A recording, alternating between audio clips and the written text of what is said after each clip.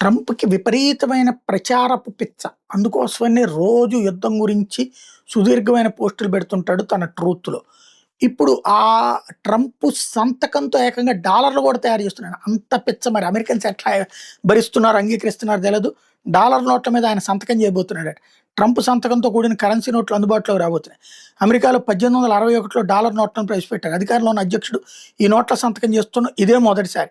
America 250వ స్వతంత్ర దినోత్సవాన్ని ఏడాది నిర్వహించుకోబోతున్నారు. ఈ సందర్భంగా అధ్యక్షుడు సంతకం చేసిన నోట్లను విడుదల చేయాలని ఆర్థిక శాఖ నిర్ణయించింది. ఇందులో ఆర్థిక శాఖ మంత్రి స్కాట్ బెసెంట్ సంతకం కూడా ఉంటుంది. ఇలాంటి నోట్ వస్తుండడం చరిత్రలో ఇదే మొదటిసారి అని అమెరికా ట్రెజరర్ బ్రాండన్ బీచ్ ఎక్స్‌లో పోస్ట్ చేశారు. అధ్యక్షుడి నాయకత్వం, అంకితభావం శాశ్వత ప్రభావాన్ని చూపుతాయనడానికి ఇది ఒక ప్రతీక అని చెప్పుకొచ్చారు.